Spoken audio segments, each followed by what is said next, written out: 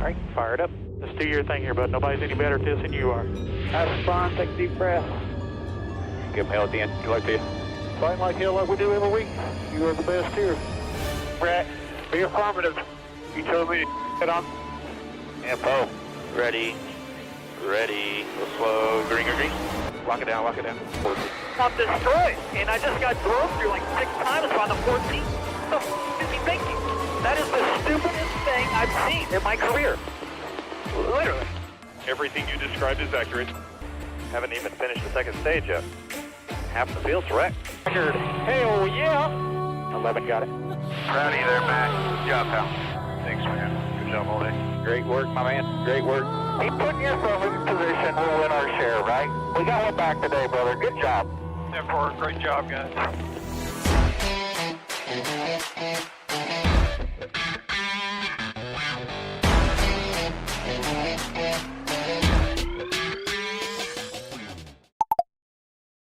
And welcome back to Racing in the Draft. My name is Mark. I had to check to make sure my microphone was working. It is. Welcome back from a much needed and awesome vacation. Got to hang out at the beach with my son for, 5 days. Just he and I. Lots of fun, lots of fishing. He ended up catching a skate or ray or, I don't know, one of those stingray looking things, but it was about that big. It was decent size. But he had a great time. I had a great time. Lots of pickleball. Lots of we watched racing. We watched some classic movies, Terminator and Alien, and all that stuff. He's finally gotten old enough to enjoy and understand those. So it was lots of fun hanging out with him. I appreciate you guys bearing with me with some slight technical delays and such getting the video last week, but appreciate you tuning in. Next week's going to be a little bit of the same as we head to Cooperstown to watch my son play in a tournament up middle of New York at Cooperstown, and that should be a lot of fun. There's 96 teams, I think, playing in this tournament. So yeah, it'll be interesting, and we'll be in the middle of nowhere. The Airbnb, I've already spoken to them, and they say, our Wi-Fi's not great, so streaming may be a little tough.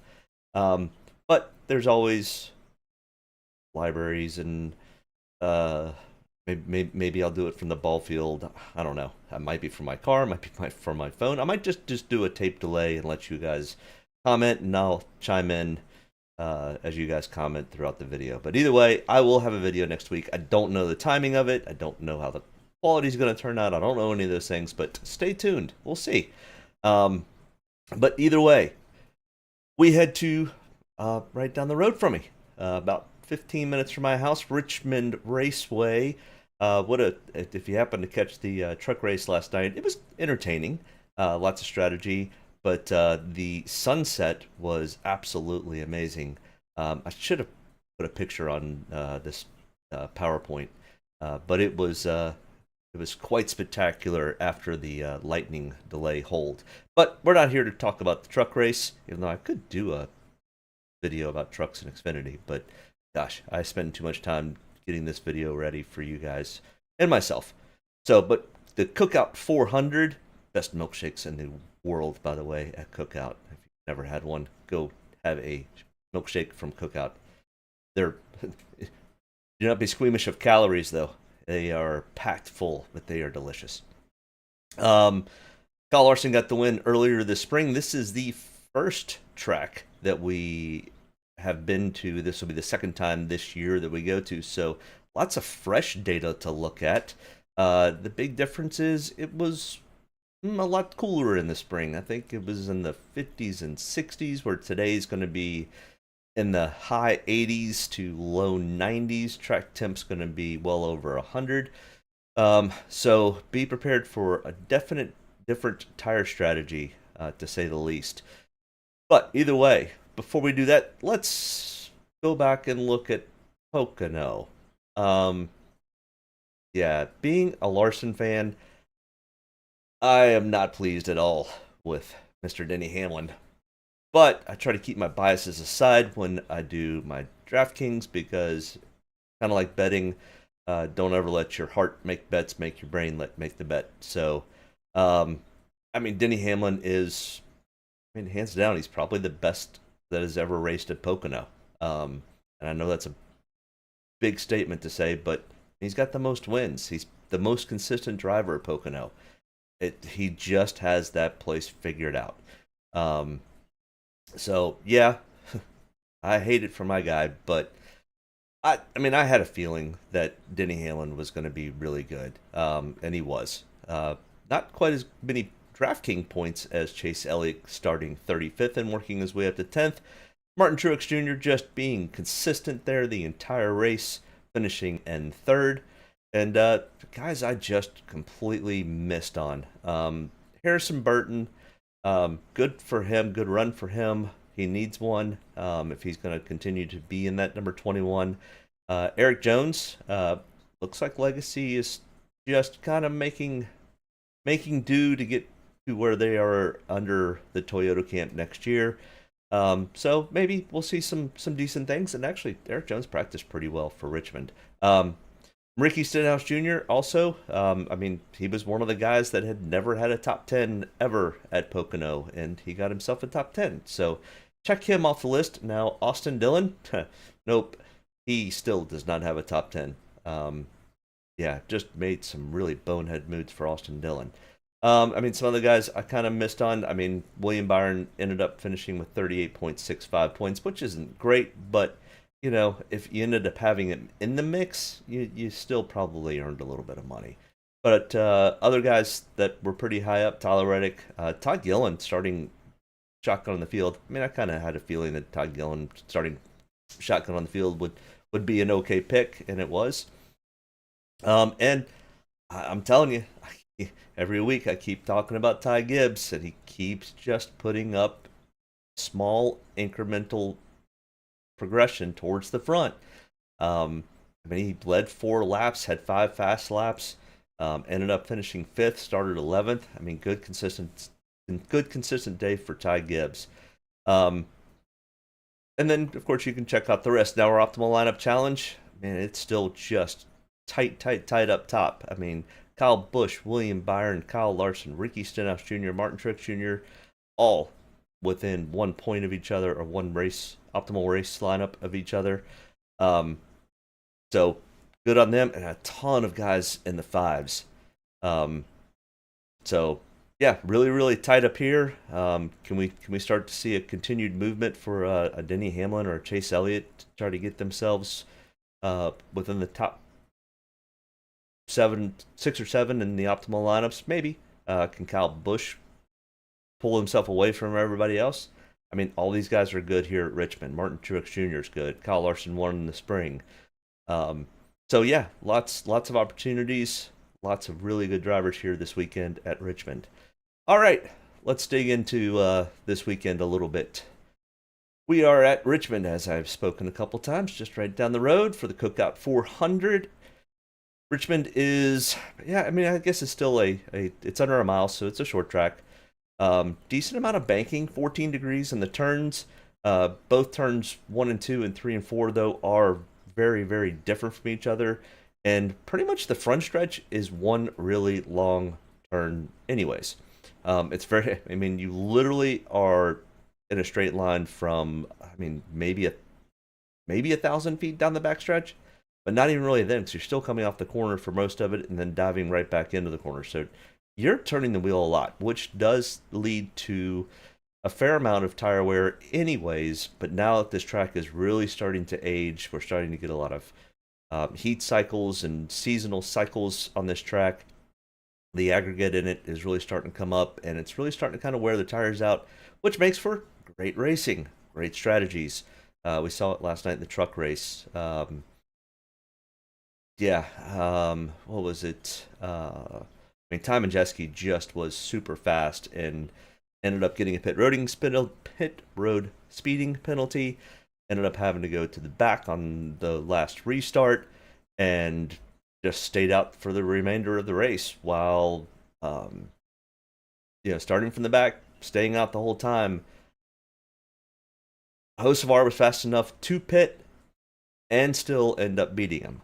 And that's what new tires give you the ability to do, is just run very, very fast laps. So good on Coast on Hocevar last night. Good, solid run. It'll be interesting to see what he has to say on this upcoming Door Bumper Clear. He will be a guest on Door Bumper Clear. Door Bumper Clear has not been the kindest to Carson Hocevar, but supposedly Carson may be eyeing a cup ride for next year. Any guesses on that one? Lots of shakeups right now in that middle to low tier driver pool. So we'll see. I mean, Justin Haley's moving to the 51 full time. Lots of interesting movement over at Rick Ware Racing. But either way, our comparison tracks, of course, are Richmond, Martinsville, Phoenix, and Nashville. Mostly because Nashville, I mean, it's very similar. You're in corners a lot. You're turning a lot. Same thing with Phoenix. Now, Martinsville is a little bit different because it's really tight corners and it's really tight racing, but similar, still real close racing, lots of tire wear. All right, practice. Between I wish they would just let everybody practice at one time. I'm tired of this Group A, Group B, and I understand it clogs up the track a lot, but extend the practice to 45 minutes or 50 minutes, and just let them go. And if they want cleaner tracks, they can look at the track and be like, okay, there's only 10 guys out there, let's go now, or let's get out early, or I don't know. I just don't really like it. So I found this from, I think it's Highline Betting on Twitter, had this, and I'm going to have to, I really need to get the data on where they're getting all of these lap times. I know it's out there.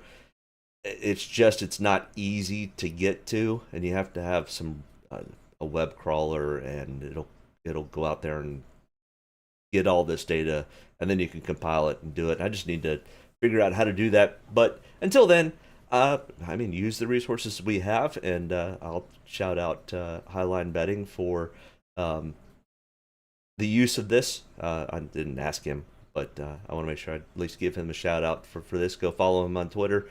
If you are interested in this information, it's just literally, he takes a screenshot of it. I'm sure that if you wanted to pay, you could probably get access to this. I just haven't gotten to the point to where I want to pay, because I've been able to get all that information for free. It just takes me a little longer to figure it out. But either way, we're going to use this information because we had such discrepancies from Group A to Group B. We saw even discrepancies in qualifying from Group A to Group B. So it's really, really confusing when you start to try to break down who was actually fast, who wasn't fast. The reason I'd love to have this data myself is that I could pull out just the guys from Group A, just the guys from Group B. And I guess I could have manually inputted it, but God, that would take me forever. There is no real breakout from who was in Group A to Group B. But the interesting things are to look at is, number one, the average speeds, the fast speeds to the slow speeds, and the fall off. Well, I mean, we saw some. Now, I mean, we're not going to really look at BJ McLeod, it's BJ. I like him. I think he's fun. He's good for the sport. But AJ Allmendinger is not AJ Allmendinger. It was Derek Kraus practicing and qualifying that car. So we'll throw that one out. But I mean, even an Austin Dillon, he had almost a 3-second fall off, and I'm not sure where they're getting this 3-second fall off. And that's why I kind of want the data set here. I mean, none of his lap times are fast, but I don't see a 3-second fall off, so I don't really know what we're even doing here. But we can look at from fastest to slowest. So he started out as a 24.2 down to a 25.5, where we look at Chris Buescher went from a 23.2, who was the fastest average, down to a 25.07. And most everybody kind of fell into the 25s. So and most everybody's fast were in the mid 23s. So we got almost a 2-second fall off for almost everybody.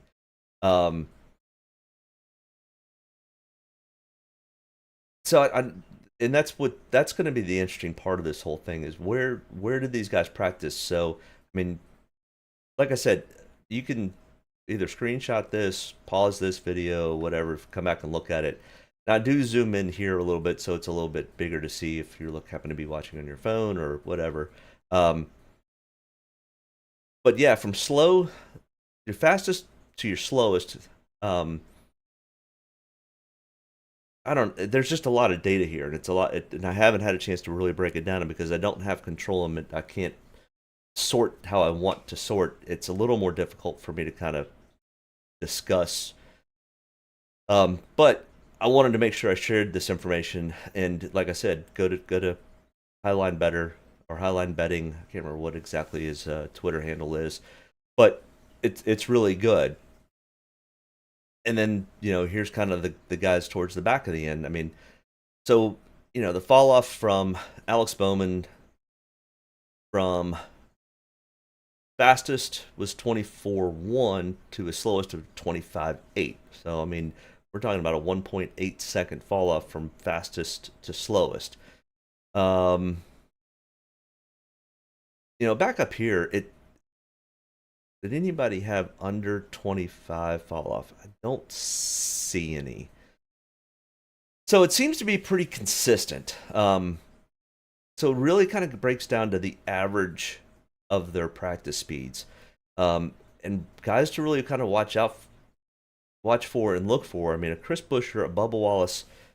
Bubba Wallace practiced really well and he qualified really well. So it'll be interesting to see how Bubba races today. We'll get into driver by driver here shortly.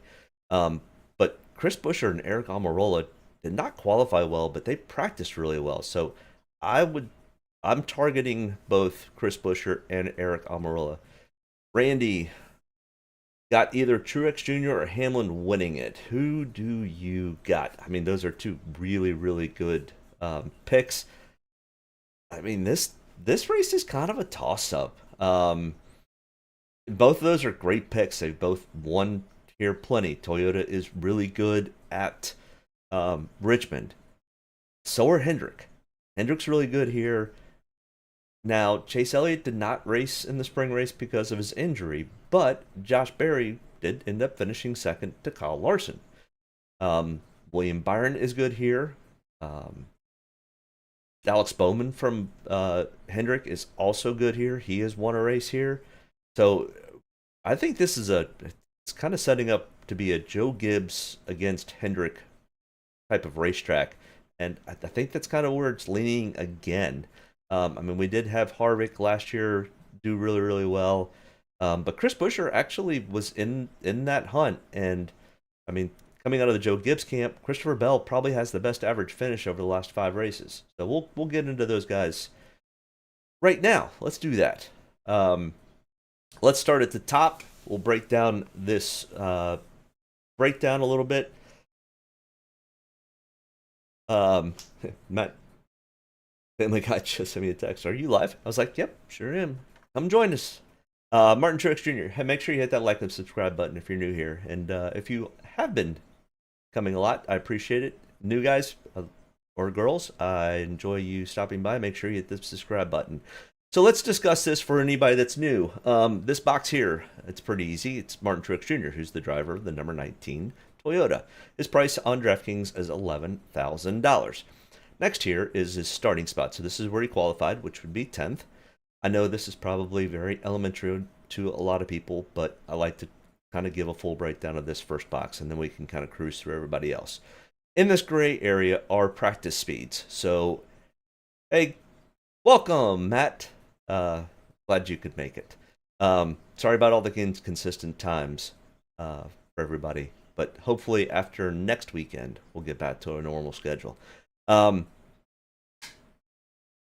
So practice speeds. So he was 21st in single lap speed. So this is the fastest lap that any driver had, and then Martin Truex Jr. came in 21st for that. He did a total of 42 laps of practice.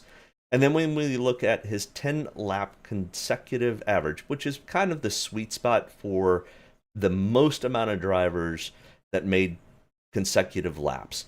Some guys made 20-lap consecutive average. Some guys only made 5. most everybody gets to at least 10, at least on these short tracks. When we get to road courses and stuff like that, that kind of gets thrown out the window because of time. But Martin Truex Jr. was 10th and 10 lap consecutive average. Then if we could drop down to the next line here in white on the bottom, this is the last 5 races here at Richmond. And because they race here twice a year, I use all of the Richmond races. Remember in 2021, we were still on the old gen car. In the last 3 years, we were on the next gen car. It'll be nice when we get all data just for next gen car and we don't have some of this old data floating around, because it kind of skews things a little bit, but not dramatically. But Martin Truex Jr. does have 1 win in the last 5 races. He's got 3 top 5s, 4 top 10s, and 5 top 20s. So that's the set of numbers here. And a 71.6 Draftkings average over those 5 races with a 5.6 average finish. So really, really good, really consistent. Starting 10th, I mean, the last 4 races, he's gotten a better finish than 10th. So a little bit of PD upside, but as Randy was saying, he's got either Truex Jr. or Hamlin. It's a pretty good pick. Truex Jr.'s got a win here, and he finishes pretty consistently close to the top 10, if not top 5. He did finish 11th in this race last year, or this spring, sorry. And then over here, so this is the last race that they raced here, which is in the yellow. Then on the right-hand side over here, and I'm slightly colorblind, I don't know if it's purple or blue, but this is the full race history at Richmond. Regardless of if they took a break or didn't take a break, it's their full Richmond history. 34 total races for Martin Truex Jr. He's got 3 wins, 9 top 5s, 16 top 10s, 22 top 20s, a 15.6 average finish over the 34 races. Then if we look over here to the top left, I never went and fixed this. All right, so skip this top left piece. I just literally finished getting my bets together this morning. Family Man, Truex did not show that dominant speed in practice that he has shown at every other track in the past month. Yes, that is true. But I'm not sure if you were here at the beginning, Matt. Yeah, let me kind of pull my.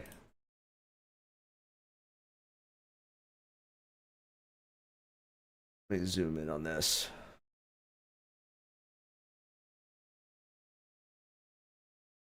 All right. Oops. Sorry. Where'd it go? I've got 43% ownership in Martin Truex after I did all of my breakdowns. So I still have a fair amount of breakdown on Truex Jr. All right. Kind of fix this and I can kind of keep reviewing back to it, and I'll pop it up when needed. But yeah, just to forget about this, I'll try to blend it in as I go. Sorry about that. I was in a rush this morning, was at the truck race until 11:30 last night, so a little crazy in this, but that's all right. What's up, Lost Profit? How we doing today?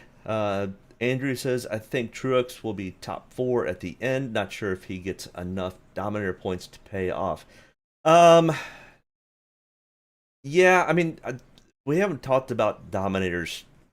We kind of skipped over that a little bit here. Dominator points are 280 today.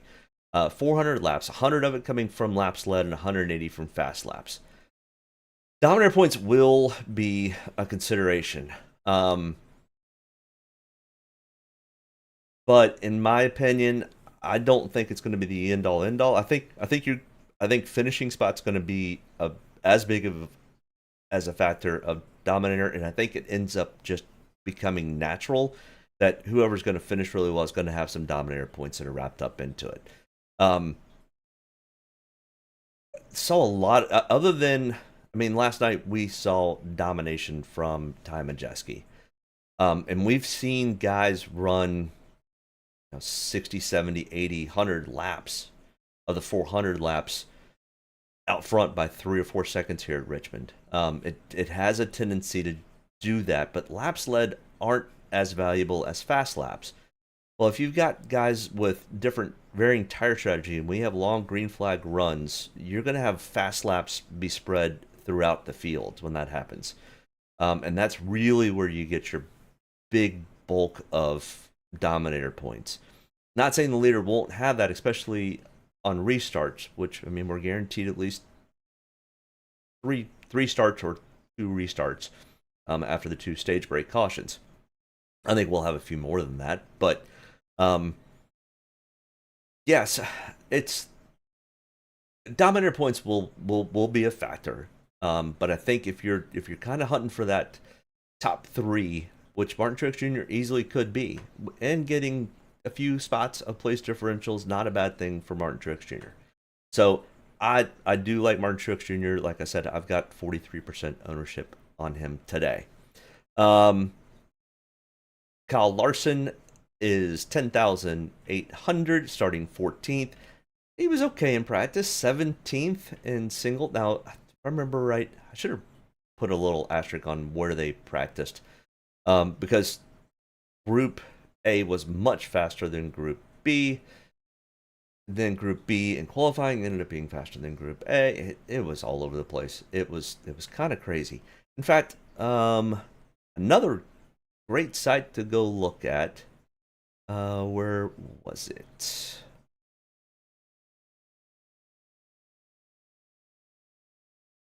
Over here. Okay. Here, we'll just pop this up. So, Nascar Damamas, he's been working really hard on this website. It's turning out to be really, really kind of cool.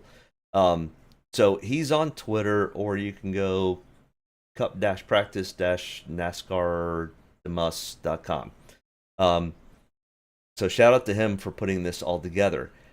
It's kind of actually really cool. You can kind of, so we can choose. All right, so Martin Truex Jr. we think is pretty fast. And who did somebody said that I'm kind of interested on this one. I think Truex will be top 4 then. Okay, yeah. And I mean, coming out of the gate, William Byron was extremely fast. Well, this actually they has built in a graph chart for this. So the 19 is this, I guess, greenish, lighter looking line. And you can see the fall off. So it started off decently quick and then kind of fell off, but wasn't too far of a fall off. Whereas the 24 came out blazing and then fell off at about the same rate as we kind of got into it. He was a little bit faster. Now, a lot of this has to do with a very green racetrack. When they hit the track, it was extremely green. They were the first cars on for that day. They did have practice and qualifying from the trucks the day prior, but the tire model is a little different from the trucks to the Cup car. So it doesn't really, that there weren't enough truck laps in practice and qualifying to really make a huge difference. So we saw the fall off because of the grip level changing extremely quickly at the beginning of practice. And then everybody kind of equalized out. But you can kind of, so we can throw, so Denny Hamlin had a different strategy from William Byron, and they were both in the first practice session. Well, you can see Denny waited almost 5 minutes to get out and run practice. And when he did, he kind of came out at a 24.4, where, Byron was at a 23.0. That's a 1.5, almost a 1.4 second discrepancy. But you can see very quickly, after the tires and the track started to come in and wear evenly, these guys kind of were pretty equal on speed through this part of the run. So if William Byron had not gone out, been one of the guys that go out early, this really screws with the practice speed. So you kind of have to dig in a little bit further and look through here. That's kind of the interesting part. So let's look at Denny Hamlin and Chris Buescher, who was really good in practice. So same type of thing. Chris Buescher came out early, fired off quick.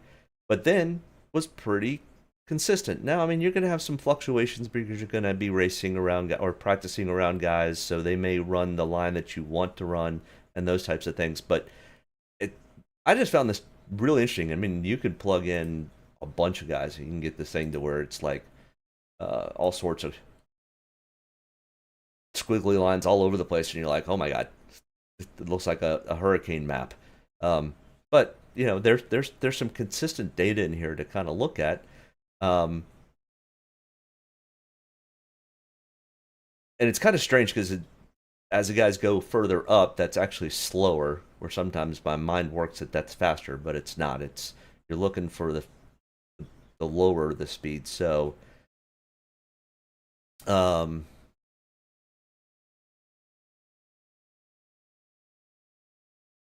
yeah. So the 17, as you can see, I mean, he stays pretty consistent below everybody here. So I think this is really kind of cool if you're looking for practice speed information. Definitely go check him out. Shout out to him. Yeah, and he's really starting to get this site much better. And the cool thing is it's free at this point. I mean, he really should be putting this behind a small paywall. I mean, even just a couple of bucks for the work that he's doing. So yeah, cup-practice.nascaradamus.com. And he's got this for all of them. I mean, because I guess he didn't have it here for that one. Sometimes he's got them for all. So he even had this. So, I mean, here's just an example. Where is Ty Majeski was super fast, and Carson Hocevar ended up winning the race. Let's see what their practice speeds look like prior. Carson Hocevar is the 42. Yeah, I mean, you know, talk about squiggly lines. But yeah, I mean, you could see the 98 was consistently faster in practice than Hocevar. Now the line graph would show that their fall off was about the same, but the 98 was faster. Same thing in this probably the second half of this practice.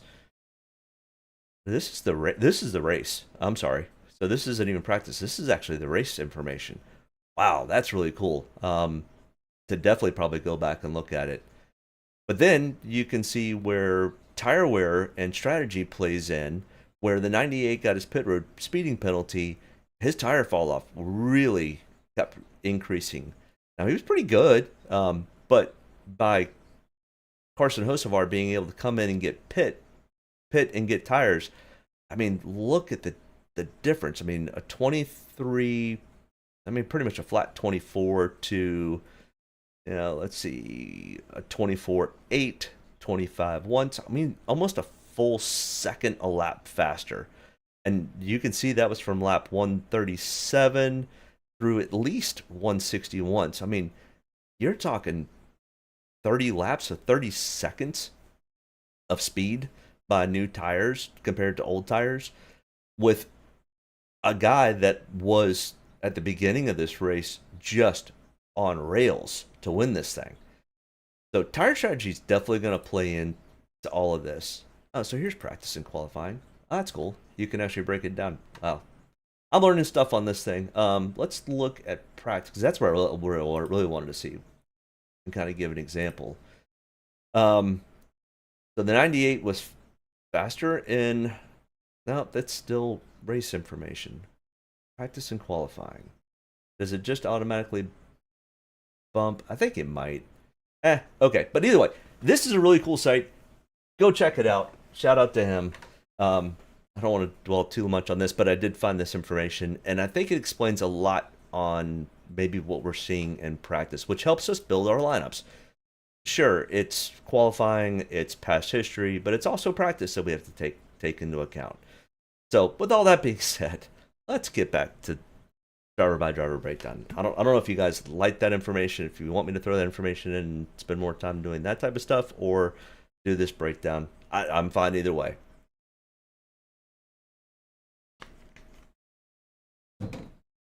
All right, back to the driver by driver breakdown. Kyle Larson, 10,800, starting 14th. Fair amount of place differential upside. if he runs pretty well. And Kyle Larson's pretty consistent here. He's got 1 win, 2 top 5s, 3 top 10s, and 5 top 20s. He did win the race here in the spring. An 8.8 finish. Not bad. He's got 2 wins here over his 17 total races with a 10.9 average finish. Okay, that's, I mean, pretty good. Decent amount of PD upside. Driving a Hendrick car. And like I said, I think this is going to be a Hendrick slash Gibbs type of day. We could see a couple of guys kind of try to make a hiccup in that. I think outside of a Hendrick or Gibbs, I think you could look at a Chris Buescher. Of course, you can look at a Harvick. Beyond that, I don't know if anybody outside of Gibbs or Hendrick has much today. I mean, 23-11 might, but they pretty much are in the Gibbs camp anyways, so you can kind of almost lump them in with that group. Denny Hamlin, 10,500, starting third. Was 34th in single lap because he waited 5 minutes. So this, if you just look at this data, you go, oh my God, Denny Hamlin sucked at practice. Well, he kind of did, but he also waited. So in Group A, he was the worst. He was 18th out of 18. He did 37 laps, but then if you look at his lap times, it stays pretty consistent throughout the run, where everybody else comes out, fires up really quick. So let's do that. Let's go here. Let's go just Denny Hamlin by himself. I mean, from a just below a 24.4 to a 25.1. So I mean, that's not a huge fall off. You know, compared to, let's see what Harvick did. Harvick's usually pretty good. Yeah, I mean, Harvick's known. I mean, just consistent throughout his practice. Now, he was a tick slower than Denny, but just super consistent. And that's kind of what you're looking for, because you're going to have better tire run on that type of stuff. So Denny Hamlin, 10,500, starting third. Scratch the practice for Denny. They were doing long run speed checks and tire wears, and they were doing some things that really threw practice out the window. Because I mean, somebody who's 34th in practice goes out, qualifies third. They were trying to set up for a long run speed and looking at tire wear. But Denny Hamlin does have a win here in the next gen era. 4 top 4s, 4 top 5s, 4 top 10s, and 5 top 20s. I mean, he's really good here.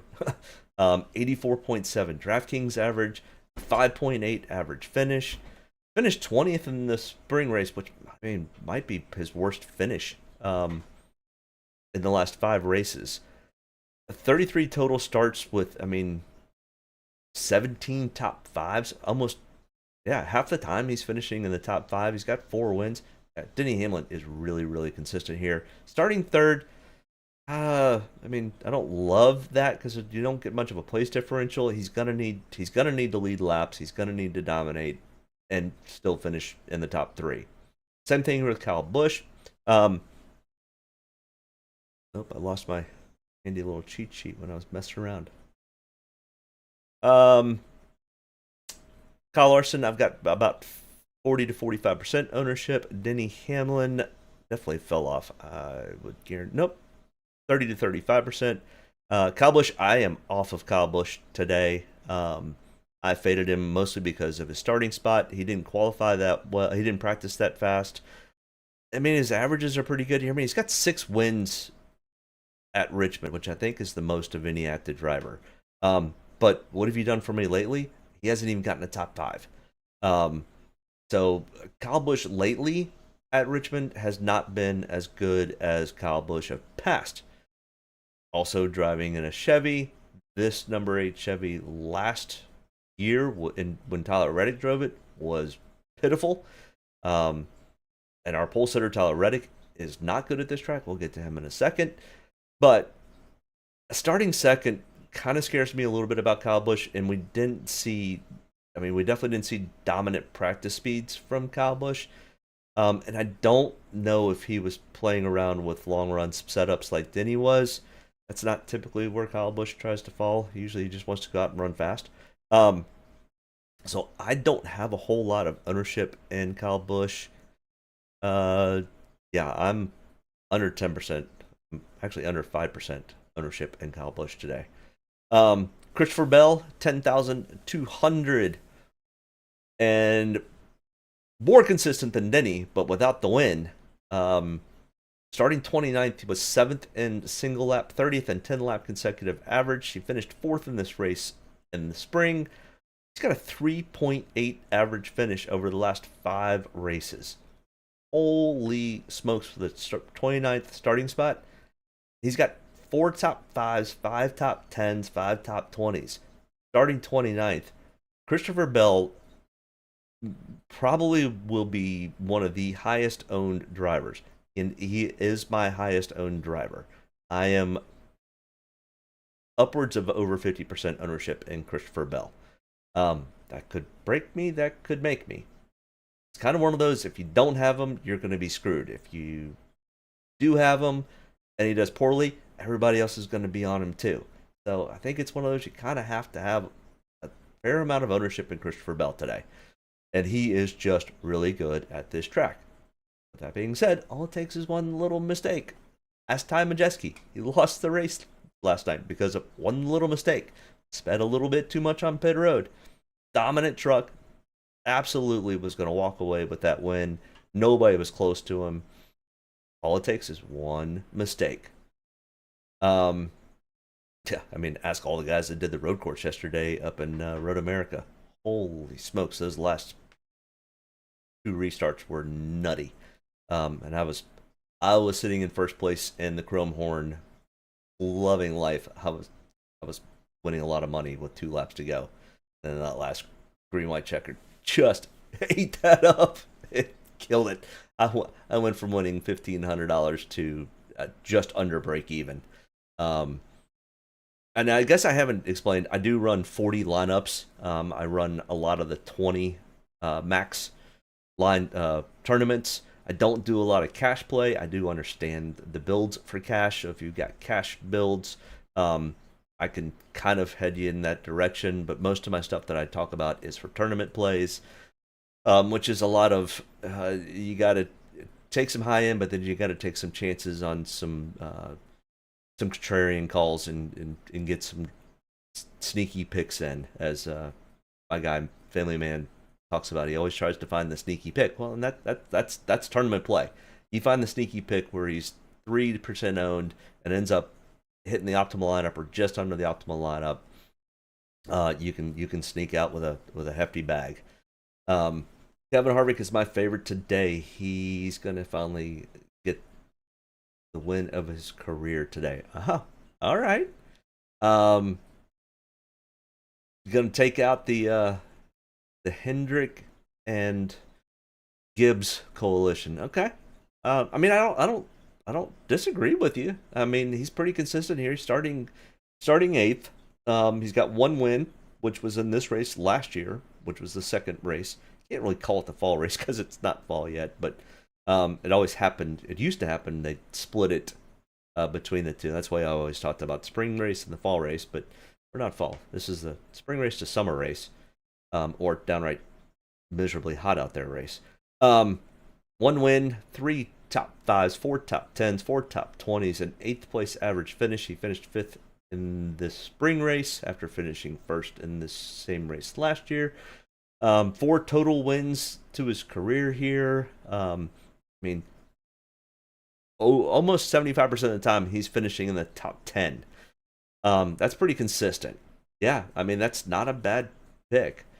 Mark is always winning. Trust me. He sends me the proof. Love seeing it. Yeah, I mean, I do okay.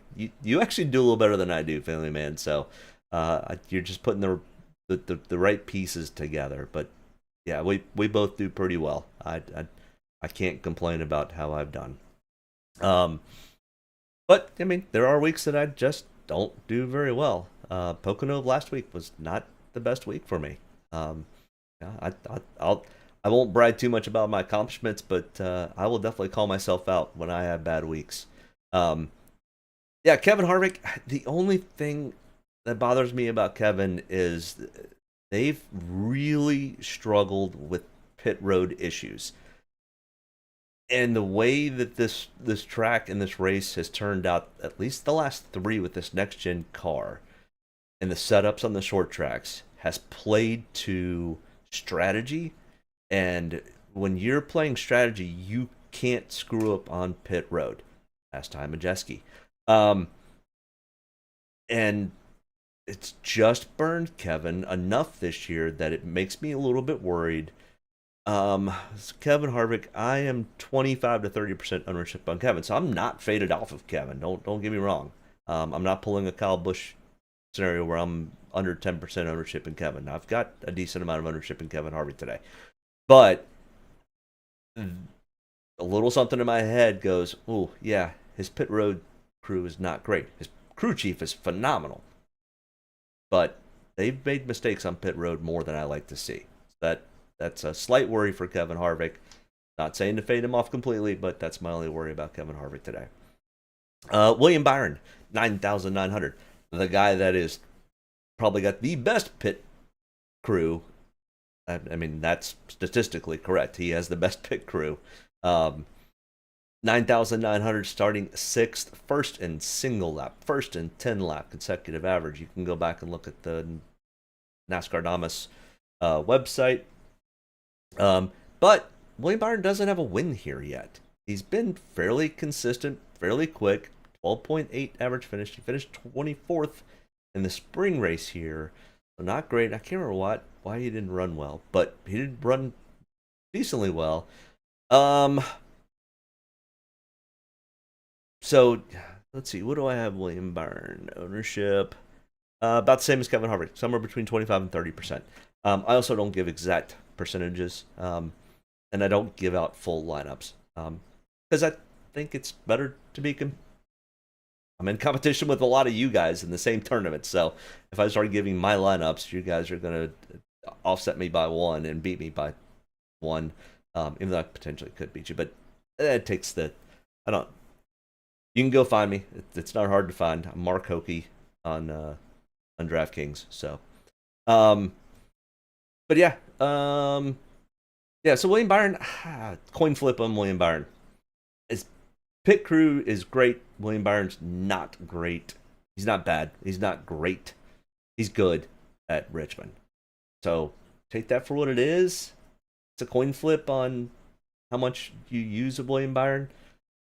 Joey Logano has had moments of brilliance at Richmond and moments of just 9,700 starting 23rd. He's gonna get a lot of ownership because of his starting spot. I'm probably under owned on Joey Logano. I have 20 to 25% ownership in Joey. Penske just is not where it needs to be yet. And I don't know if they're trying a lot of things out because Joey's got his win. He's locked into the playoffs. Brian Blaney's locked into the playoffs. Austin Cindric, it's his sophomore year. So I think they've got what they've got. If, Austin Cindric ends up winning a road course or Daytona or something and gets in, then cool. But I think, in my opinion, I think Pennzoil's, not Pennzoil, I think Penske is, the team itself is playing around with different options, so when it comes playoff time, they think they might be ahead of the curve. So, I mean, like I said, Joey's not bad here. He's got a 7.6 average finish. He finished 7th in the spring race. He led a ton, 200 and something laps in the second race last year, so the summer race of Richmond. 200 and something laps. He was dominant. He was killing it. And then Kevin Harvick came out of nowhere. So did Christopher Bell and Chris Buescher. I mean, Christopher Bell should have beat Kevin Harvick. If there had been another half a lap, Christopher Bell would have won that race, not Kevin Harvick. That's how good Christopher Bell is here. So starting 23rd, yes, you've got PD upside. I'm not fading Joey. I'm probably just not as high as the rest of the field on Joey today. Just my 2 cents. Chase Elliott, the guy who has got to win, the most popular driver in NASCAR, is really, really becoming. It's becoming apparent that he will not make it in points to make the playoffs. He's going to have to get a win. Now he's doing a lot of things right. At least at Richmond, 8.8 average finish. Missed the spring race, but Josh Berry took that number 9 car to second, behind Kyle Larson. Chase Elliott was second in single lap speed, third in 10 lap consecutive average. Out of 14 total races here, he's got a 11.1 average finish. Chase Elliott, pretty much, they've got to throw Hail Marys. And sometimes Hail Marys work, especially when you're talking about strategy. They can also burn you. Chase Elliott, how much ownership do I have in Chase? I'm 15 to 20%. So I'm fading off of Chase, just because he's been inconsistent. It's now thinking back, he's been inconsistent, and starting that far up kind of worries me. But he's shown good practice speeds. He's shown that he races pretty well here. Doesn't have a win, but they're going to throw every strategy play into it. They've been probably strategizing this for days. Elliott practice speeds look good, but I'm worried it's a bit deceiving with being in Group A. Yeah, absolutely. I can agree with that. But then he goes out and backs it up with a 4th place qualifying spot.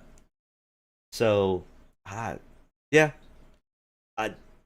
coin flip on Chase Elliott, kind of a coin flip with William Byron. I'm tails down on Joey Logano, and I've got a decent amount of ownership in Kevin Harvick. So, that being said, Ross Chastain, 9,200, starting 19th. Ross Chastain, I've got 15 to 20% ownership in Ross Chastain, $9,200, 22nd in single lap speeds. He did 40 laps at practice. That's a ton. 14th in 10 lap consecutive average, so off wasn't too bad. Finished 3rd in this race in the spring. I don't ever really remember Ross being like, ooh, Ross is really good here. But he did win Nashville, which kind of similar, other than that's a concrete track. This one isn't. Similar type of banking. You're in the corners a lot.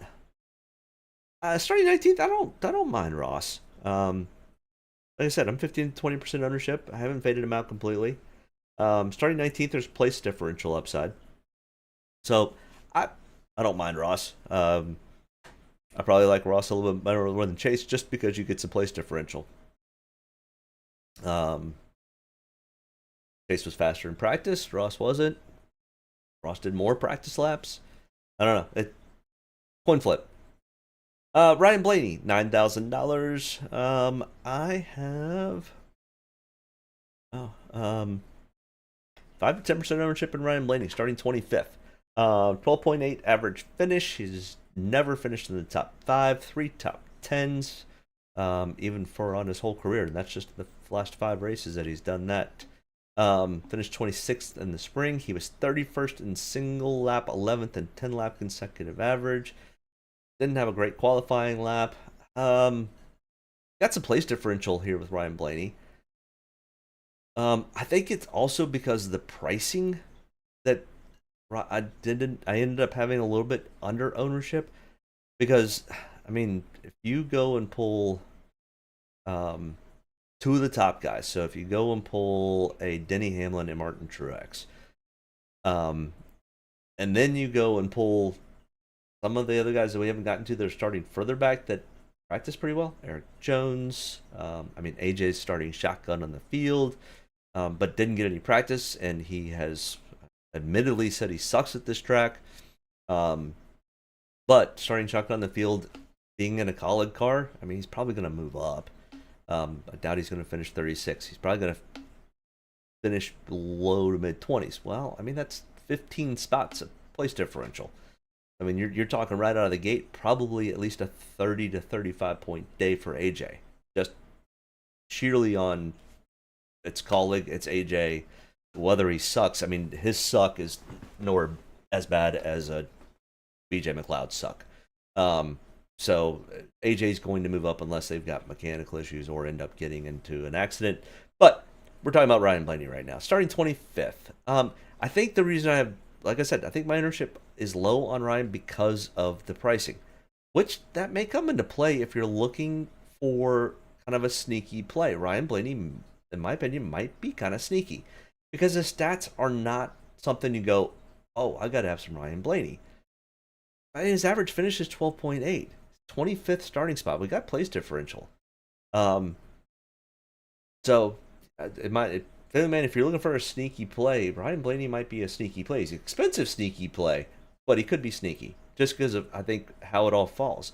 Because, I mean, you're going to have some ownership with Tyler Reddick starting from the pole, but Tyler Reddick is god-awful here. Never had a top 10.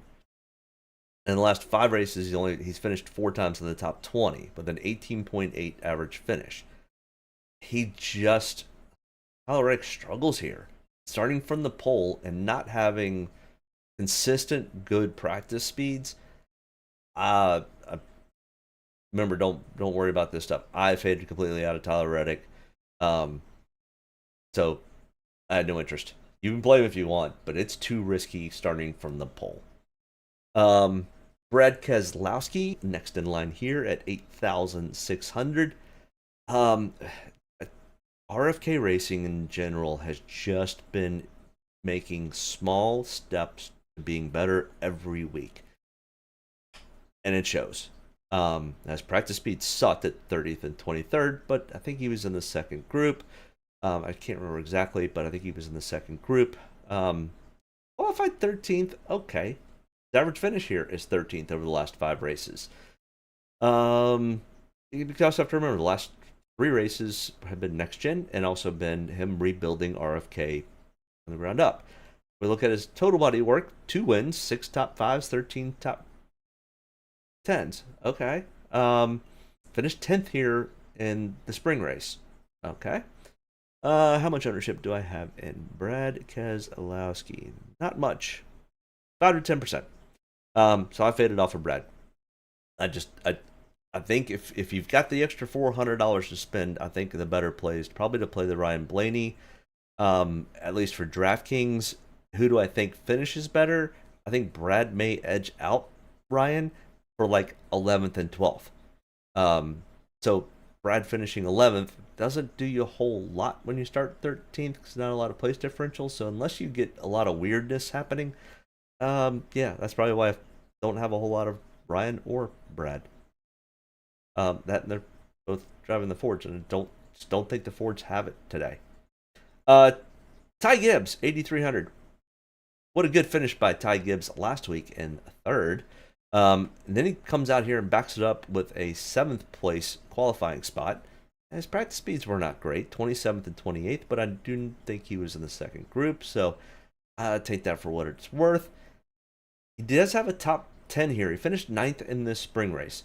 The race last year was one of the first races he took over for Kurt Busch. I think this actually was the first race that he took over for Kurt Busch in this car. Well, he did it in the 2311 car, which, I mean, in all honesty, is pretty much the same damn car. But Ty Gibbs, the only thing I don't like about the Ty Gibbs play is where he's starting. If he were starting 12th, 13th, 14th, I'd have probably a little bit more ownership. But yeah, I'm in the 5 to 10% range on Ty Gibbs today. I still think he's potentially going to pull a win out by the end of the year. I don't know if he does it before the playoffs end. He's good at road courses though, so he could be a sneaky pick. But who knows? Ty Gibbs, 8,300. I don't have a whole lot of interest starting 7th with Ty today. The Toyotas are going to be quick. I just, so far, I don't like anybody on this page. Alex Bowman, okay. At 8,100, I think this is where the play starts happening. So Alex Bowman, starting 15th, has won this race before. He's got a 9.8 average finish. Practice speeds. All right, we're going to throw practice speeds out the window. You can go look at NASCAR Damas for practice speeds and kind of see what you can make out of that, heads and tails. Family Man, missed that today. Family Man likes Ryan Blake. Good. I think he's probably a sneaky pick. He's tough to get into lineups at that price tag, though. That's the only thing, is it skews things a little bit. Optimal lineup construction starts with either playing Reddick or not. At his price, he could lead the whole first stage, finish 5th, and I believe would be optimal. What's your opinions on that? I don't think Tyler Reddick's good enough to do that. I don't think he's good enough at this track. I don't think he's good enough at Richmond. I think the car is probably easily capable of doing that. But I don't think Tyler Reddick is the leader at lap 10. Maybe not even at lap 3. He also almost wrecked his car by getting that qualifying spot. Now he did that the first qualifying, I understand, not the second qualifying. But either way, he's not that good here. He's getting better, but starting first, I don't like the Tyler Reddick option. So once again, you guys do whatever you want, but I don't like Tyler Reddick today. I also don't like pole sitters unless they are just dominant type of pole sitters. A Denny Hamlin at Pocono, a Kyle Larson at 1.5 miles. Those types of things. That's the only time I really go and look. I mean, Kyle Busch burned me at Gateway, I think it was. But I didn't see that happening either. So, I mean, I guess Tyler Reddick could do it. Tyler Reddick, I mean, never finished inside the top 10 in the 5 tries. Just, I don't like the Tyler Reddick play.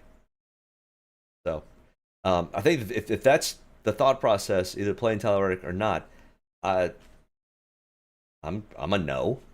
But, I mean, that's why we all get to play this differently. I'm just the guy on the internet talking stupidness sometimes.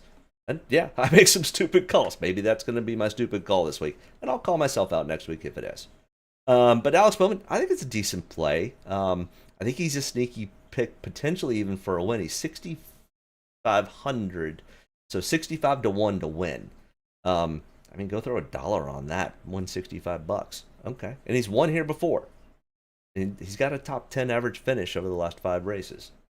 So I don't mind the Alex Bowman play. I don't think he actually wins today, but he could get himself into a top 5. But he's in the same boat as Chase Elliott. He's got to win to make the playoffs, hands down. I mean, how crazy is that? We could literally see 2 Hendrick cars miss the playoffs. One of them being NASCAR's most popular driver. That's not good for the sport, by the way. I'm not a big Chase Elliott fan, but that's not good for our sport. We need Chase Elliott in the playoffs. And I hope NASCAR doesn't do something stupid. But yeah, we need Chase needs to go out and win Watkins Glen and be in the playoffs. Listen, I'm not a Chase fan. Never have been. Wasn't even a Bill Elliott fan. I thought they were good for the sports. I mean, Bill Elliott was the most popular driver, just like his son. But yeah, we need Chase to win. I think it's probably his best chance is Watkins Glen or maybe Daytona. Daniel Suarez next in line here at 7,800, starting 33rd. Woo! Whoops. You messed up your qualifying lap, Daniel. Your mistake might be our gain. Yeah, I've got some pretty heavily owned on Daniel Suarez. I'm in the 25 to 30% range on Daniel Suarez. Do I think Daniel Suarez goes out and battles for a top 5? No. Do I think Daniel Suarez can get himself probably somewhere between 10th and 15th? Absolutely. Starting 33rd, that is take the check to the bank type of stuff. But he's also going to be heavily owned. So beware. Starting 33rd for Daniel Suarez, being 10th and 6th in practice, he's going to get some ownership. I don't think he's going to be the highest owned. I think Christopher Bell is going to take that honor. but Daniel Suarez is going to be one of the higher owned drivers. So not a sneaky pick by any means with Daniel Suarez. Chris Buescher, $7,700, starting 26th, third in single lap, second in 10 lap consecutive average. Now he finished 30th in this race last year. And if you look at all these stats, he doesn't have great stats. But I go to almost all the Richmond races, and it's just bad luck that Chris Buescher's having. He's typically pretty good here. With that being said, it's a little bit of a coin flip. I'm probably too heavy on Chris Buescher. Holy shit. Holy smokes. I just looked at that. Yeah, I'm 35 to 40% ownership on Chris Buescher. That may be a little on the steep side. So I'm heavy on Chris Buescher. That may end up burning me. So I do have an asterisk that I do sometimes make small incremental changes after I do this video, because all of a sudden I notice things like that and go, that might be a little too high on ownership, but it might be really all it fits. I mean, maybe I could switch him with a Bubba Wallace that was pretty quick in practice, pretty quick in qualifying, but the dude doesn't run well here. 23.8 average finish. That might be the worst average finish we've seen yet on the board. Finished 22nd in this race in the spring. I don't think the gremlins that I've always discussed with Bubba Wallace in his head. He's in a fairly safe spot in points unless we start to get new winners. Bubba Wallace used to go run a consistent race. I don't have any ownership because of where he's starting and what has he ever done here? Nothing. I think Bubba Wallace probably ends up having a decent race today. I don't think he's going to have the likes to go up and challenge Truex or Hamlin or Larson or, one of those guys to take the win. But I think Bubba Wallace all Bubba Wallace needs to go do is go and get I think he's racing for points right now. I think he's going to finish stages well. I think he's just going to run and try to have a clean day. That being said, I guess he could burn me, but I don't have much of any ownership in Bubba Wallace today. Not because I think the gremlins are in his head. I just think that it's just a bad starting spot for Draftkings, and I just don't think he's that great at Richmond. I think he ends up probably with a decent day. I think he probably finishes 12th, 13th. He could surprise me and finish a little bit better, but he's going to have to do something that he's never done at this track. He's going to have to go out and really go balls out and finish top 3. And have fast laps and lead laps for me to have been like, oh, yep, I made a mistake. Just don't see it. I mean, you've got an Eric Almirola who's got a 12.4 average finish, 2 top 10s, and Eric Almirola is really good at short track racing. He's 5th in single lap, 4th in 10 lap consecutive average. Okay, I mean, all these signs are pointing. If you're looking at the 2 and you're doing DraftKings, I'm taking Eric Almirola over that all day long. And I know I did. How far up? Yeah, I've got 20 to 25% ownership in Eric Almirola. So, I mean, I probably should be even heavier on Eric Almirola. I should probably pull some of my ownership from Chris Buescher and move it to Eric Almirola, which I might. Throw that caveat out there that I might do that. So that's the other reason I give a window of percentage on my lineups. So if I do happen to make an adjustment here or there. Wallace is a large GPP. I like. Okay.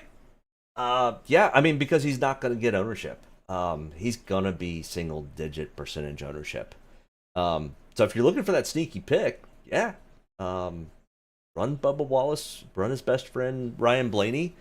Those would be 2 probably sneaky picks, especially in a large GPP. I mean, especially like the 50 cent 150 contest. Yeah, I mean, heck, I may even change one of my lineups and go with a just all sneaky picks, which typically burns you because you only need one sneaky pick. But I think Ryan Blaney and Bubba Wallace, I think the two buds have potential to be that sneaky pick. I mean, another sneaky one's going to be Chase Briscoe, who has just not been very good this year, but he's decent at Richmond. Started 20th. He won at a track similar to this in Phoenix last year. His practice speeds were 28th and 21st. Okay. Now he doesn't have a top 10. Kind of bothers me a little bit when you've got 5 starts. A 16.8 average finish. Yeah, I don't like the Chase Briscoe play. In fact, 0 to 5% ownership in Chase Briscoe. There's only a few people I will ever tell you that I am not running any of. Usually I'll give you a 0 to 5%. A lot of times that's probably 0. But Ryan Preece, 6,900. Starting 11th. 23rd in single lap, 13th in 10 lap consecutive average. I don't know. He's in the same boat as the 14. The Stuart Haas is just not fast other than Kevin Harvick.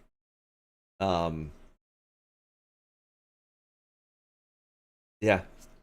He outkicked his coverage. But well, that being said, Ryan Preece was really good at Martinsville in the spring. And other than a pit road speeding penalty, we just saw that last night. Other than a pit road speeding penalty, Ryan Preece was the fastest guy out front. But as we saw, anybody that was out front was really fast. Anybody that was back in traffic sucked. So clean air at Martinsville was king. And Ryan Preece screwed it up by speeding up pit road. Starting 11th, you're starting in the middle of the pack anyways. Yeah, starting 11th, I think he's starting too far up. I don't have much ownership. I think it's 0 to 5%. Who is my favorite dominator today? Oh, Matt. Favorite dominator. Like I said earlier, I'm not sure if you were here. I don't love the dominator mantra today. This thing goes, the second stage is as long as the third stage, and they have to pit at least once. You could almost even get by with pitting twice in both the second and third stage. You can make it on one. I'm not sure you can make it on one stop in the first stage. It's really, really close. Tire wear is going to be massive. Who is a good GPP play? You said place. I'm thinking you're meaning who to play GPP-wise. I mean, any of these sneaky picks, I think Ryan Blaney's a really good GPP play. I don't think he's going to have very much ownership. I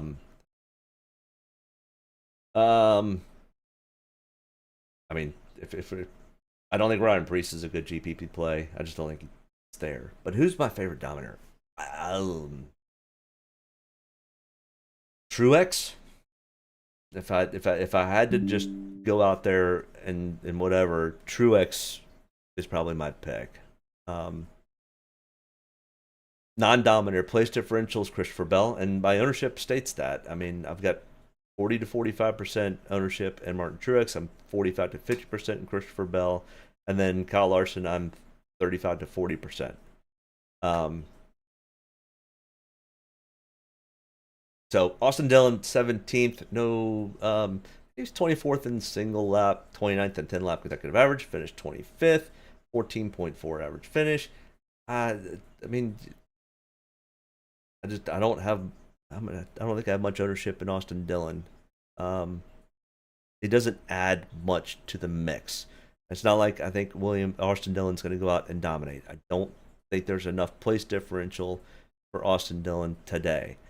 I can't even find him on my ownership chart, which makes me go, he probably is not. Yeah, 0 to 5% on Austin Dillon. Same thing with Ricky Stenhouse Jr. starting 9th. Bubba Wallace is the ultimate GPP play every week. It's top 5 or bust for him every week and most weeks. Yeah, that's a very true fact, Matt. Alex Bowman. Yeah, Alex Bowman's a good GPP play. He's going to be probably not heavily owned. He has a potential to get a decent amount of place differential. I guess everyone likes Harvick today. I mean, we already covered Harvick, but I'm 25 to 30% ownership on Harvick. Yeah, so I guess I'd say I like Harvick. He's consistent. He's the only consistent thing really in the Ford camp right now.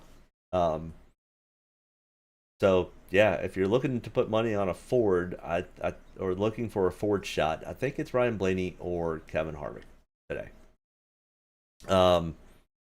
Ricky Stenhouse Jr. 6,500, starting 9th with a 25th place average finish. He did practice well, and he's been running much better this year compared to his average finish. But he did finish 35th in this race with brake failure. And Ricky is one of the ones that knows how to run the top line.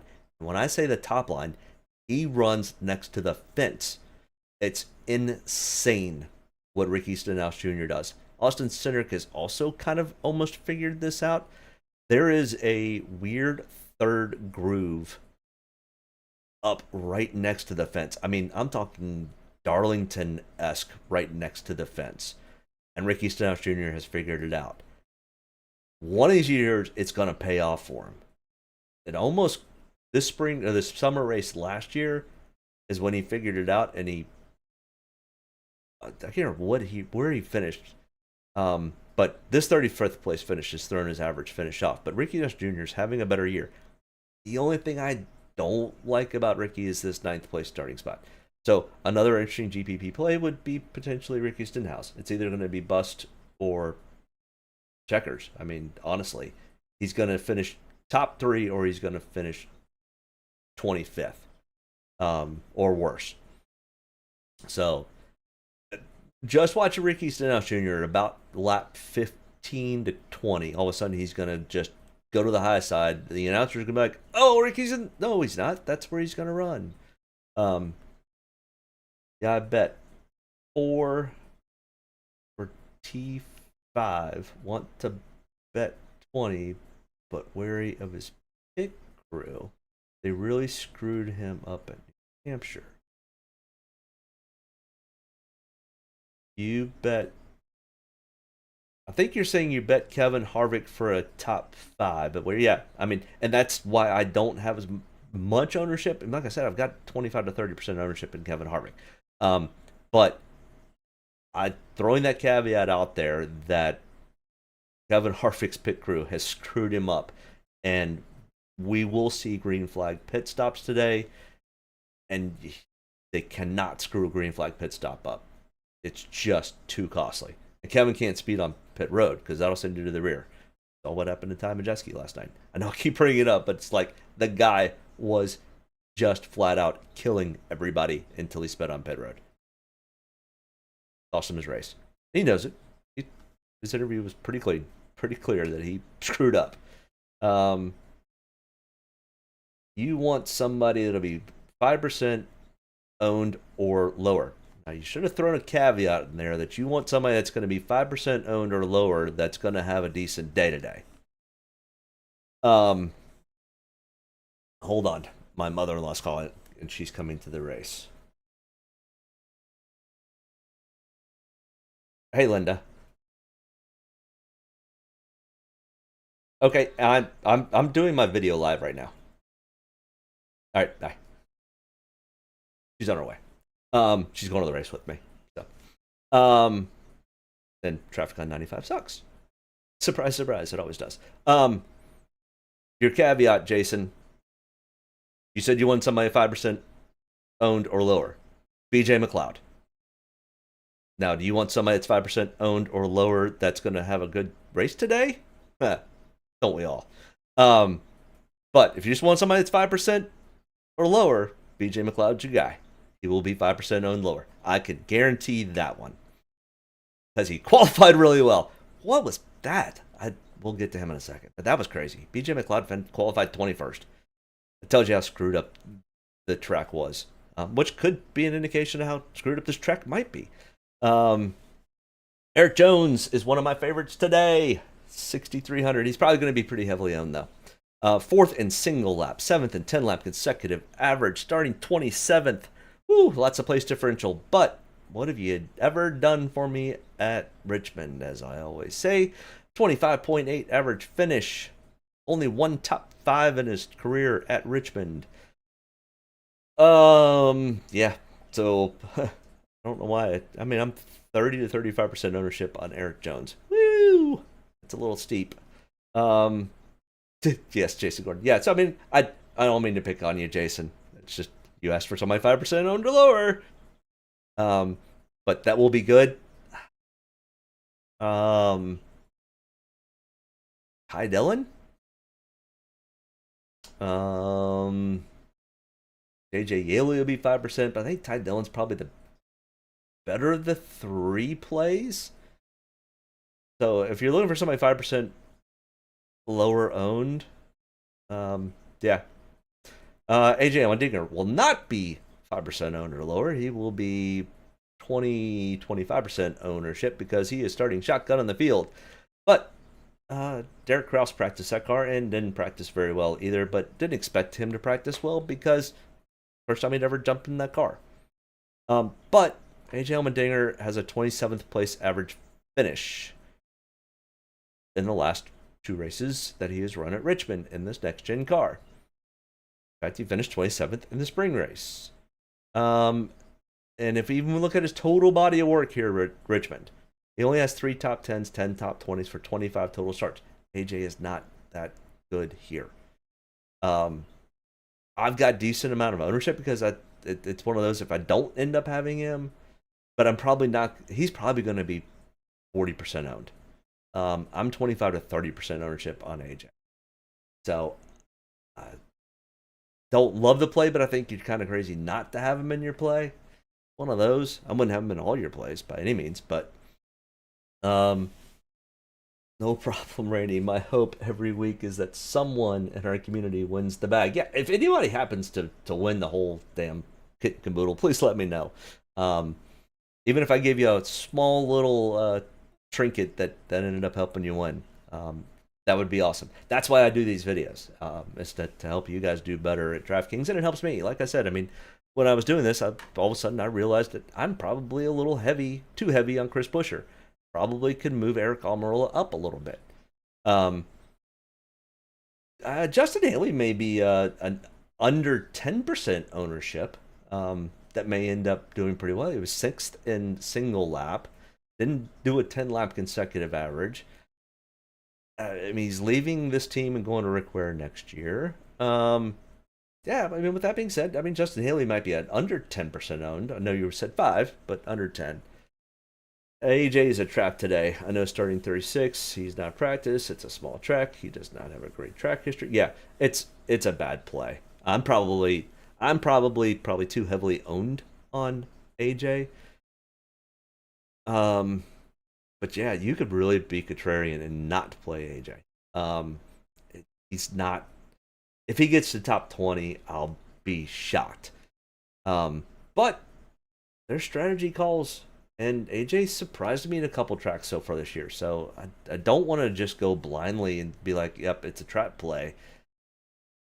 Because it more likely is, but it may not be. That could be one of those sneaky plays where I don't know. I'm going to kind of probably go kind of a little less than the field, but not have him in everything. A lot of people are going to have him in everything. Just because he's AJ Allmendinger. I like AJ. He's AJ Allmendinger. He's starting last. What happened? Well, you didn't pay attention. He raced yesterday in Road America. And I had 75% ownership in there, and that burned me. But that wasn't the lineup that ended up fading at the end, where I was winning. That was Justin Allgaier's fault. Thanks, Allgaier. Yeah, alligator. Justin Haley, 6,100, starting 28th, 6th in single lap. But I mean, this is probably a good under 10% owned play. that he has the potential to probably go out and get a 10th to 15th place finish. And at 6,100, that hits value. If he happens to go do better than that, and Justin Haley's been running consistently better than what his average finishes were, at least since at least all of July. So, I mean, have I faded? Where did I fall for Justin Haley? I'm 5 to 10% ownership, so I've got him in a few sneaky plays, I think. Ryan Newman, $6,000. He's going to get ownership because of his name and where he's starting. I mean, the 51 team and Rick Ware are actually starting to turn the corner, and it's because of guys like Ryan Newman helping out that team. I mean, Justin Haley's going to drive that car next year. They're doing all of the right things and headed in the right direction. Are we there yet? I mean, starting 32nd, I'm not sure Ryan Newman gets a top 20. He finishes better than 32nd, but you need better than top 20 starting 32nd to really have any play. Don't love the Ryan Newman play today. I don't hate it. I just don't really like it. Michael McDowell, 5,900, starting 18th, 18th in single lap, 19th in 10 lap consecutive average, 24th place average finish. Been running pretty well, pretty consistent, but the problem is you've been running pretty well and pretty consistent between 10th and 15th. Not sure that's enough for me to have a whole lot of interest in Draftkings. I'm 5 to 10% ownership on Michael McDowell. It's a don't hate it, don't love it type play today.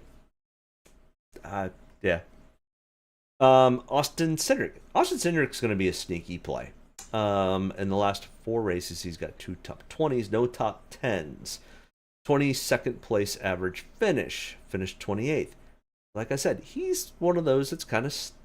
there's a sneaky pick that I think will be another under 10. The only 3 guys that I'll tell you are going to be... well, only 2 guys that I will...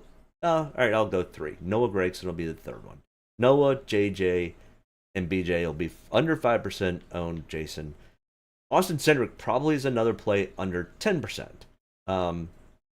Just because what have you done for me? 33rd in single lap, 25th in 10 lap consecutive average. You finished 28th in the spring. You've got 2 top 10s in the last 4 times you've raced here. I mean, nothing on here goes, ooh, gotta have some Austin Cindric. And that's typically where you go, oh, my sneaky radar just popped up. Austin Cindric could be a decent sneaky play. Do I think he goes and gets a top 10? Doubtful. Can he go get him a top 15, top 20? Yeah, probably. At 5,800, that's value. Okay, and it's sneaky. All right. So, Harrison Burton, I do not think is sneaky, and I don't think he's a good play. He has an average finish of 20.7, kind of like Austin Cindric. 2 top 10s in the last 3 starts here. Finished 19th, so a little bit better. But the problem is he's got starting 8 spots higher up. So we're going to miss 8 points automatically comparing to Austin Cindric. Now, Harrison's going to have to start running better. The problem is better is 15th. And I don't think 7 spots cuts it at 5,500. It's value, but it's not good enough value. So I don't have a whole lot of interest in Harrison Burton. I think I have him in... Harrison Burton, I am at 5 to 10%. So I'm not an all-out fade, but I am definitely not... I'm definitely not on him like I am Corey LaJoie. Woo-wee. Corey LaJoie, I am 20 to 25% ownership on Corey LaJoie. Starting 31st, 11th in single lap, 8th in 10 lap consecutive average. But what have you done for me at this track? Absolutely nothing. But I'm not looking at what Corey LaJoie has done at any track past this year, because he's done much better at almost every track than he has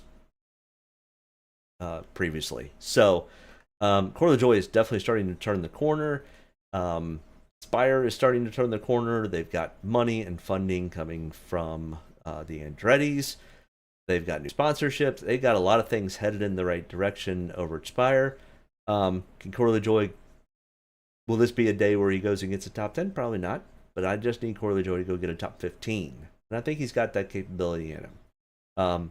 Short tracks are not typically Corey LaJoy's forte. So there is a caveat there. Be careful. But I think he's also going to be probably pretty heavily owned. So if you're looking for that sneaky pick, I don't think Corey LaJoy is that sneaky pick. Todd Gillen probably will be a sneaky pick because he's starting 16th. I think that's on the better side of where he could possibly finish. I don't have any ownership in Todd Gillen. He's starting too far up. His practice speeds were, they were okay, 20th and 24th. He finished 15th in this race, but even at 5,200, I need you to finish better than one spot. So I don't like the play today. He's starting too far up. He outkicked his coverage. And Noah Gragson way outkicked his coverage. What was that? Starting 12th? I don't remember any clouds yesterday during qualifying, but I think a cloud came over and cooled the track off just enough for Noah Gragson to go turn a great lap. Woo! 25th in single lap, 27th in 10 lap. He finished 37th in this race in the spring. 30.5 average finish. Starting to, just talking about an awful year. Noah has had the potential worst year. Ty Dillon starting 34th. And Jason, I would have said Ty Dillon would have been your under 5% owned, but I think Ty Dillon probably ends up coming closer to 10% owned, maybe even 11 or 12% owned, because outside of Ty Dillon, Corey LaJoy in the 30s might be somebody that I would, and as you see when we get down to the optimal lineups, which are coming up very soon, the 30s is really, unless you're somebody special like a Denny Hamlin or Kyle Larson or that happens to have a bad qualifying.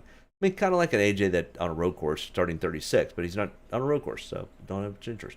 Ty Dillon is probably one of the better ones that knows how to come from the back. Practice speeds were okay. He's got a 24.3 average finish. It's nothing to write home, but he's 4,900, and you gotta save money. So Ty Dillon's one of my favorites, and he's probably going to be a pretty heavily favored coming from this cheap. So between he and Corey, they're going to be probably very heavily owned. JJ Yeley's been having pretty consistently better runs. Now it's still JJ Yeley, still in the 15 car, but Rick Ware's making headway. They've got good sponsorship. They've got that influx of money. They're doing things the right way. Is that enough for JJ to have a decent race? If we have some attrition or he happens to get on a good pit cycle, maybe. So I've got some ownership in JJ, and typically I don't. So I do have some ownership in JJ. Not much. It's probably 5 or 10%. But he's probably going to be under 5% owned. BJ McLeod will absolutely be under 5%. He might be under 1% owned. Qualified 21st. The only thing I could think of is he only did 10 laps of practice. And if you happen to be watching and you happen to just catch it, when they showed him in practice, you heard his spotter go, okay, that's 10 laps, shut it down so we can do something in qualifying. They knew not to save their tires and have something there for qualifying. Why they wanted to qualify so far up, because typically he just wants to run in the back. Why he wants to put himself up in that mix, I don't know. So I was a little confused by that. So he way outkicked his coverage. I just have no interest at BJ McLeod starting 21st. Watch BJ go out and finish top 10 and something magical has happened. Not going to, don't get me wrong, but that'll just blow everybody away. So yeah, no interest in PJ starting 21st. Guys I like for potential dominator or highly owned guys: Truex, Christopher Bell, Denny Hamlin, Kyle Larson. Guys coming further back for place differentials: Joe Logano, Ryan Blaney, Ross Chastain, Chris Buescher. I think I like the Eric Almirola, Daniel Suarez, Eric Jones more than I like the AJ play. It's just how it came out on my ranking system. Then Finishing wise, who do I think can finish well? Top 10, top 5: William Byron, Kevin Harvick, Chase Elliott, Kyle Busch, Brad K, Ty Gibbs. And we're starting to get into kind of, I'm not real sure, Ty Gibbs, Alex Bowman, Bubba Wallace. Potentials. I don't love the bottom 3 down here. And, you know, value, if you're looking for value, you can go fishing in this pond, and you're going to have to find some value. Out of this group, value-wise, I think the Cindric plays okay. It's not great. Corey LaJoy and Ty Dillon are probably my 2 favorites. They just don't rank very well because of their averages. But I think Austin Dillon doesn't.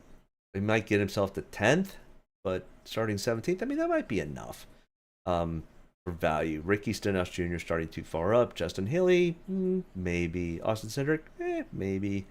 But down here, I don't have any interest in Tyler Reddick. I don't have any interest in Harrison Burton. JJ, I've got a little, but not much, just because I needed to save some money in some lineups. No interest in Priest, no interest in Gillen, no interest in Newman, BJ, or Noah. Optimal lineups. So as we look through this, I mean, Chandler Smith came from 37th, shotgun on the field to finish 17th. Good. He was also in. He was in the 38, if I remember right. He was in front row motorsports car. Yeah, this was one of the races that Gillen ended up having to use the 3rd car and had to fund it himself. But I mean, Chandler Smith was capable, and I remember even calling it, going, Chandler Smith is just going to go out and take care of his stuff all day long today. Gonna end up finishing probably lap or 1 lap down and have a decent finish, and he did. I mean, that's 48 points. So Kyle Larson started 9th, finished 1st, and Josh Berry from 30th to 2nd. So as you can see, you're looking at 1 or 2 guys that are starting somewhere close to the top 10, but probably not the pole. A lot of it's going to be place differential. So this race last spring or last summer, I mean, nobody started in the top 10, but Joey Logano led 222 laps for 122.95 points. That's out. That's unreal. But nobody started in the top 10. What does that tell us? Number 1, get out front and lead a bunch of laps helps, but place differential, place differential, place differential. Now, saw something a little different in the spring. Now, the spring was really, really, that was one of the strangest races. But yeah, Chris Buescher coming from 18th. I mean, that Richmond race, and then followed up the week prior or the week after, was even stranger at Martinsville. Never seen a Martinsville race that way. Number 1, it snowed when I was walking into the racetrack. But this was a weird race. Last spring, the first race of the next gen car in Richmond. It was just weird. And then we've got the fall race during the last gen car, which, okay, but it's different. The tires are different. The car was different. Take it for what it is. I think much more we're looking at, though, we don't have a whole lot of guys that are starting. I mean, we did in the spring, but nobody in the top 10 here, and nobody really past 33rd.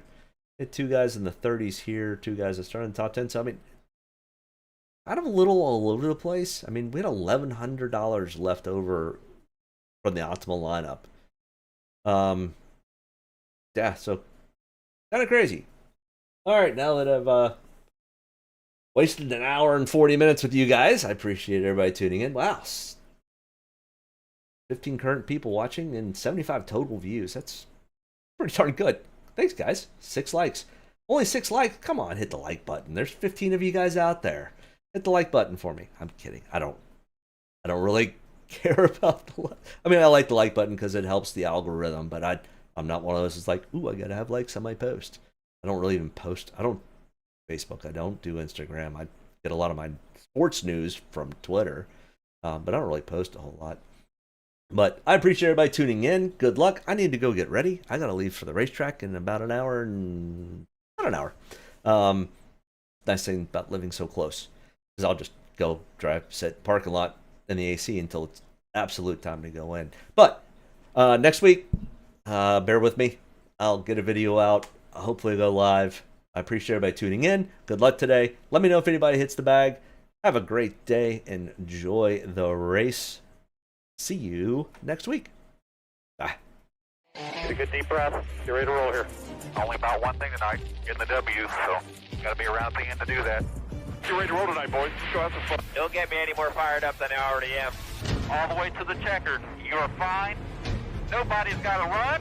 Checker time, baby! Hell yeah! Proud of you there, man. Good job, pal.